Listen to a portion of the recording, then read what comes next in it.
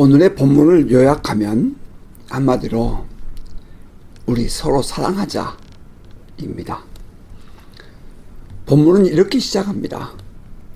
사랑하는 자들아, 우리가 서로 사랑하자.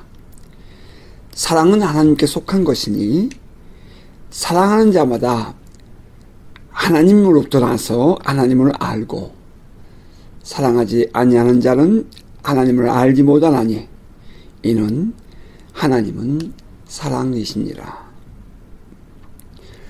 지금까지 사도 요한은 초대교회 안에 어려운 상황은 그 영적인 문제가 있었기 때문이라고 설명을 해왔습니다. 교회를 어지럽히고 교회를 분리하는 행동, 그것은 그들이 하나님의 영에 속하지 않고 적 그리스도의 영에 속해 있기 때문이라고 말했습니다. 상처 입은 교회 성도들에게 용기를 주고 격려하기 위해서 사도는 우리의 신앙이 올바르다, 우리가 가진 신앙이 건강하고 옳다라고 말해 주었습니다. 세상 사람들이 너희를 미워하여도 힘들어하지 마라. 이유는 너희가 세상에 속해 있지 않기 때문이라고 말해 준 것입니다. 언제나 그렇듯 참된 신앙, 건강한 신앙은 그것을 따르는 사람이 많아서가 아니라 비록 소수로 할지라도 끝까지 믿음을 지키는 사람들에 의해서 이어져 왔습니다. 어찌 보면 세상을 따라가는 것이 훨씬 좋아 보이고 편해 보일지도 모릅니다. 하지만 그렇게 해서는 결코 순수한 신앙을 유지하는 것이 불가능합니다. 조금은 답답해 보이고 어찌 보면 어리석어 보여도 오직 하나님만을 바라보고 하나님만을 예배하는 신앙을 지켜가는 것이 참된 신앙을 유지하는 길입니다. 초대교회 성도들은 안팎으로 어려운 상황을 만나고 있었습니다. 그들을 격려하는 사도는 이제 그동안 외부로 향하던 눈을 돌이켜서 안쪽으로 성도를 바라보며 이렇게 말하였습니다. 사랑하는 자들아, 우리가 서로 사랑하자. 바로 앞장 요한일서 3장 11절에서 사도는 우리는 서로 사랑하자라고 말하면서 저들은 다투고 시기하고 불의를 행하지만 우리는 서로 사랑해야 하지 않겠냐라고 말을 했던 것을 기억합니다. We should love one another. 저들은 마귀에 속하여 서로 다투고 미혹하고 분노하더라도 우리만큼은 서로 사랑해야 한다라고 권면한 것입니다. 이렇게 저들과 우리를 비교하며 말한 사도는 이제 우리가 서로 사랑하자라고 말을 하였습니다. 자, 여기서 사도가 말하는 우리는 누구입니까? 사도가 말하는 그 우리는 지금 초대교회 안에 남아서 순수한 신앙을 지켜나가기 위해 아주 애쓰고 힘쓰는 성도들이었습니다. 그들은 그냥 단순히 교회 안에 있는 교인들이 아니었습니다. 그들은 그 영지주의자들에게 영향을 받아서 떠나는 사람들로부터 수없는 유혹을 받으면서도 끝까지 신앙을 지킨 자들이었습니다. 자, 그들이야말로 하나님을 아는 자들이었고 하나님을 믿는 자들이었습니다. 사도는 그들에게 우리는 서로 사랑하자, 우리가 서로 사랑하자 이렇게 말한 것입니다. 우리 이제 사랑으로 하나가 되자 말한 것이죠.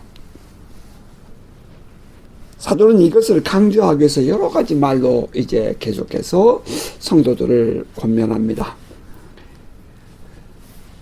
사랑은 하나님께 속한 것이니 사랑하는 자마다 하나님께로부터 나서 하나님을 알고 사랑하지 아니하는 자는 하나님을 알지 못하나니 이는 하나님은 사랑이심이라. 하나님은 사랑이심이라. Because God is love. 이 문장을 먼저 잠깐 생각해 보면, 그 헬라어 원문을 보면 ho deus agape estin이라고 되어 있어요. 여기 이 하나님이라는 그 데오스 앞에는 정관사 호가 붙습니다. 그런데 사랑 아가페 그 앞에는 정관사가 없습니다. 이것은 하나님은 사랑이다 라는 뜻입니다. 이는 마치 하나님은 빛이다 라는 말과 같은 형식이죠. 따라서 우리가 생각해야 할 것은 하나님은 사랑이시다 여야지 사랑이 하나님이다 라는 역반대되는 것은 성립되지 않는다는 것입니다. 하나님은 사랑이십니다. 하지만 사랑은 하나님일 수 없습니다. 자, 돌아가서 사랑하는 사람은 하나님께로부터 나와서 하나님을 아는 사람입니다. 그리고 사랑하지 않는 사람은 하나님을 알지 못하는 사람입니다. 왜냐하면 하나님은 바로 사랑이시기 때문입니다. 하나님의 사랑이 우리에게 이렇게 나타난 바 되었으니 하나님이 자기의 독생자를 세상에 보내심은 그로 말미암아 우리를 살리려 하심이라. 사랑은 여기 있으니 우리가 하나님을 사랑한 것이 아니요 하나님이 우리를 사랑하사 우리 죄를 속하기 위하여 화목제물로 그 아들을 보내셨습니다. 아가페 사랑은 하나님의 본질이죠. 하나님의 사랑은 세상의 어느 다른 사랑과 질적으로 다른 사랑입니다. 이 사랑은 오직 한 분 하나님께만 근원을 두고 있습니다. 하나님을 떠나서는 결코 생각할 수 없는 사랑이라 이 말입니다. 그 사랑은 첫째, 먼저 하는 사랑입니다. 먼저 사랑하는 사랑 말입니다. 아직 우리들이 죄인이었을 때에 일방적으로 먼저 당신이 아파하고 애달프게 여겨주시는 사랑이었습니다. 거룩하신 하나님이 죄인들을 사랑하신 것입니다. 동등한 자격에서 말하는 사랑이 아닙니다. 거룩함과 죄악됨의 차이입니다. 이것은 결코 만날 수 없는 구분된 신분이고 구분된 격차이지요. 창조주와 타락한 피조물의 관계인 것입니다. 그런데 그 창조주께서 타락한 피조물을 먼저 사랑하셨습니다. 아무도 인정해주지 않고 또 아무에게도 인정받지 못하는 존재였던 그 죄인들을 하나님이 먼저 사랑해 주셨습니다. 그 사랑이 바로 아가페 하나님의 사랑인 것입니다. 자, 그리고 둘째로 그 아가페의 사랑은 자신의 모든 것을 내어주는 사랑이었습니다. 아니, 자신의 아픔보다도 더 아픈 고통을 감내하면서까지 베풀어 주신 사랑이었다는 것입니다. 독생자를 화목제물로 십자가에 내어주면서까지 베푸시는 사랑. 십자가상에서 예수는 이렇게 외쳤습니다. 엘리 엘리 라마 사박다니, 나의 하나님 나의 하나님 어찌하여 나를 버리셨나이까. 정말 이것이 지옥의 고통 아니겠습니까? 그 절규하는 아들을 바라보는 그 하나님, 그러면서까지 하나님은 사랑을 죄인들에게 베풀어 주신 것입니다. 죄인들을 구원하기 위해서 하나님은 당신이 친히 정하신 법을 어길 수 없었습니다. 사람들이라면 동정심을 가지고 자기가 만든 법을 살짝 어길 수도 있었을지 모릅니다. 하지만 하나님은 거짓이 없는 분이시므로 결코 불의를 행하실 수 없었습니다. 인하여 죄인들을 위하여 속죄 제물, 곧 화목 제물이 필요했습니다. 그 제물로 당신의 아들을 내어주신 것입니다. 희생 제물 없는 죄사함 결코 있을 수 없었기 때문입니다. 그 법을 지키기 위해서 당신이 친히 그 고통을 당하신 것입니다. 하나님이 우리에게 베푸신 사랑은 이 세상 그 무엇으로 비교할 수 없는 사랑이었습니다. 그것이 가능했던 것은 하나님 당신이 곧 사랑이시기 때문입니다. 우리가 누구입니까? 그 하나님의 사랑을 받은 자들입니다. 이나의 사도는 계속해서 이렇게 말합니다. 11절입니다. 사랑하는 자들아, 하나님이 이같이 우리를 사랑하셨은즉 우리도 서로 사랑하는 것이 마땅하도다. 그렇습니다. 우리는 엄청난 하나님의 사랑을 받았습니다. 그 화목제물 안에서 우리의 모든 죄가 용서받았습니다.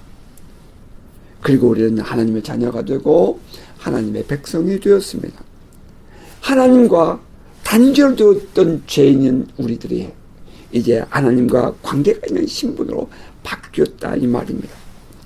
살아계신 하나님을 만나고 경험하고 또 하나님과 교제를 이룰 수 있는 자들이 되었습니다.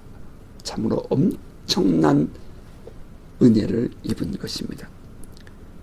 우리는 바로 이러한 은혜를 입은 자들입니다. 우리는 절대로 그것을 잊어버려서는 안 됩니다. 때로는 어려운 상황을 산으로 만날 수 있습니다. 또 힘든 터널을 지나야 할 때도 있습니다. 그러나 그때마다 결코 잊어서는 안 되는 것은 바로 하나님께 받은 은혜입니다. 내가 누구인가? 과연 그런 상황 속에서 하나님 나에게 어떤 분이신가 하는 것을 기억해야 하는 것입니다. 우리가 세상에서 당하는 고통, 그것은 예수께서 십자가에서 당하는 고통을 바라보시면서 더 고통스러워하셨을 그 하나님의 아픔에 비교하면 이것은 아무것도 아닌 것입니다. 우리는 그러한 사랑을 입은 자들입니다. 자, 그렇다면 우리는 서로 사랑하는 것이 마땅하지 않겠습니까? 사도는 이미 우리에게 이렇게 말한 바가 있습니다. 그가 우리를 위하여 목숨을 버리셨으니 우리가 이로써 사랑을 알고 우리도 형제들을 위하여 목숨을 버리는 것이 마땅하니라. 누가 이 세상의 재물을 가지고 형제의 궁핍함을 보고도 도와줄 마음을 닫으면 하나님의 사랑이 어찌 그 속에 거하겠느냐. 자녀들아, 우리가 말과 혀로만 사랑하지 말고 행함과 진실함으로 하자. 요한일서 3장 16절부터 18절의 말씀입니다. 행함과 진실함으로 하자. 이 말은 우리가 서로 사랑하는 것이 마땅하다 하는 말과 맥을 같이 하는 말일 것입니다.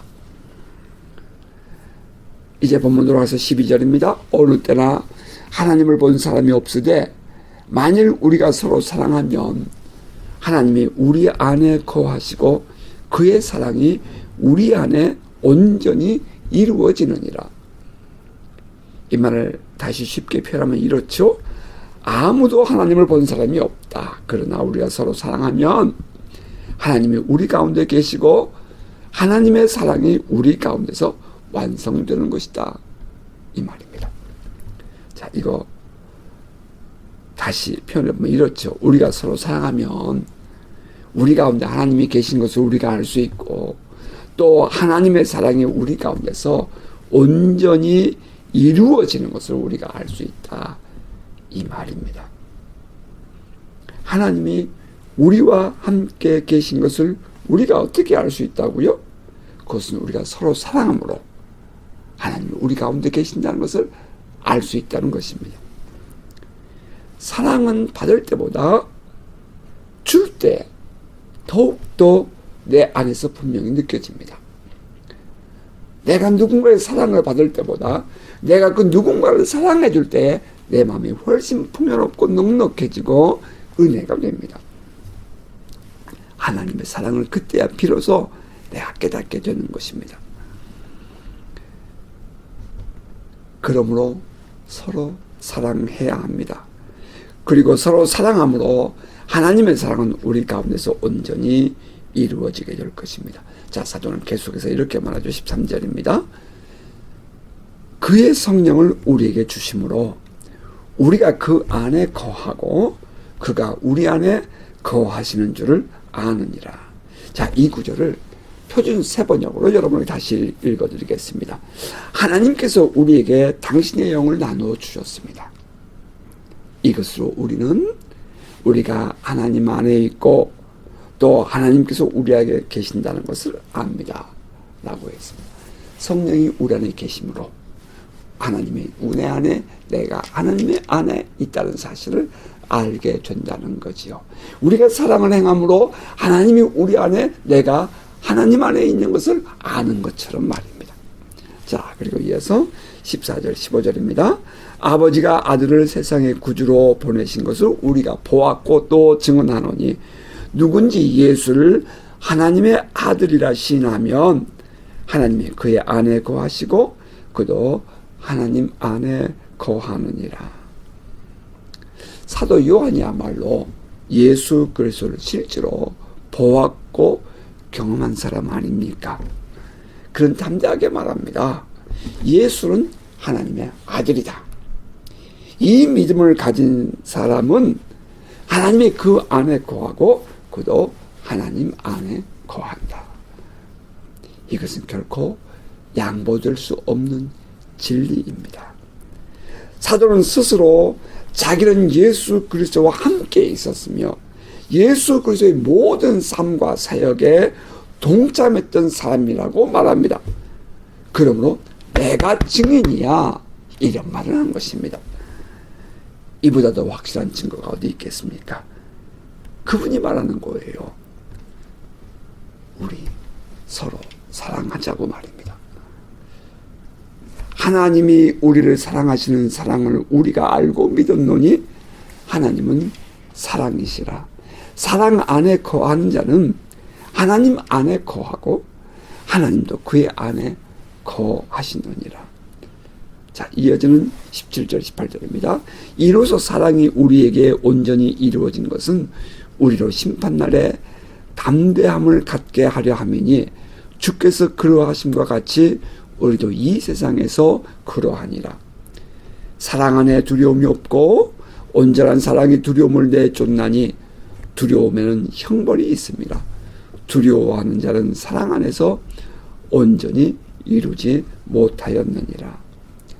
우리가 심판날에 담대해질 수 있는 것은 하나는 우리가 하나님의 사랑을 입어 죄사함을 받았기 때문이고 또 다른 하나는 그 하나님의 사랑을 우리의 삶에서 실천했기 때문입니다. 우리가 받은 사랑, 그 하나님의 사랑을 다른 형제들에게 주는 것입니다. 자, 여기서 잠깐 그냥 흘려보내서는 안 되는 중요한 내용 하나 확인하고 가십시다. 우리가 받은 가장 큰 하나님의 사랑이 무엇입니까?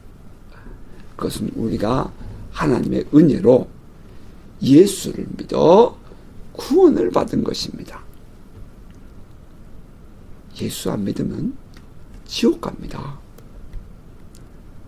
여러분 그냥 두면 예외 없이 예수 안 믿고 살다가 지옥 가는 것입니다. 여러분 우리의 이웃 형제들에게 이 하나님의 사랑을 전해서 그들도 예수 믿고 구원받게 해야 합니다. 이것이 우리 믿음을 가진 사람들이 가장 먼저 해야 할 사랑의 실천인 것입니다. 제가 우리 가정에서 복음의 일대였습니다. 예수 믿지 않는 부모님 전도할 때에 정말 저는 효도하는 마음으로 전도했습니다. 우리 형제 자매들을 어떻게든지 예수 믿어 구원받는 길에 우리가 동참하게 하기를 원했습니다. 정말 진실한 사랑으로 했습니다. 여러분, 그 마음이 있어야 합니다. 그냥 두면 지옥 갑니다. 여러분 진정으로 사랑한다면 여러분의 가족들에게, 여러분의 이웃들에게 예수 그리스도를 전해서 그들도 구원을 받게 인도해 줘야 합니다. 이것이 바로 우리가 실천해야 할 가장 중요한 첫 번째 사랑 실천이랍니다. 자, 그리고 믿음을 가진 성도들끼리는 하나님의 사랑인 그 아가페의 사랑을 실천하여 먼저 사랑하고 자신의 것을 내어주는 희생의 사랑을 실천해야 합니다. 그때 우리는 비로소 하나님 앞에서 담대해질 수 있답니다. 사랑의 삶을 사는 자들에게는 두려움이 없습니다. 이는 마치 빛이 켜지면, 임하면 어둠이 사라지는 것과 같습니다. 자, 19절입니다. 우리가 사랑함은 그가 먼저 우리를 사랑하셨습니다. 자, 그렇습니다. 우리가 하나님을 사랑하는 것은 하나님이 우리를 먼저 사랑하셨기 때문입니다. 우리는 그 사랑을 입은 자들 아니겠습니까? 자, 20절입니다. 누구든지 하나님을 사랑하나로 하고 그 형제를 미워하면 이는 거짓말하는 자니 보는 바 그 형제를 사랑하지 아니하는 자는 보지 못하는 바 하나님을 사랑할 수 없느니라. 사도는 더욱 강한 어조로 말합니다. 보이는 형제를 사랑하지 않으면서 보이지 않는 하나님을 사랑한다고 말하는 것은 거짓말이다. 보이지 않는 하나님을 사랑한다고 말한다면 마땅히 보이는 형제도 사랑해야 한다. 우리가 함께 사랑하는 우리의 가족들, 우리의 이웃들. 여러분, 우리가 진정으로 신앙을 가지고 하나님을 사랑한다면 우리는 그들을 마땅히 사랑해야 합니다. 자, 그리고 이제 사도는 이렇게 말하죠. 21절 마지막 절입니다. 우리가 이 계명을 주께 받았나니 하나님을 사랑하는 자는 또한 그 형제를 사랑할지니라. Whoever loves God must also love his brother. 하나님을 사랑하는 사람은 누구든지 반드시 형제를 사랑해야 한다 하는 말입니다. 사도는 이것을 주님이 주신 계명 노모스라고 하였습니다. 이것은 지켜도 되고 안 지켜도 되는 그런 것이 아니라 반드시 순종하고 따라야 하는 계명임을 말해 주었습니다. 만일 우리가 하나님의 사랑을 알고 또 하나님을 사랑하는 사람이라면 우리는 이 계명을 마땅히 지켜야 합니다.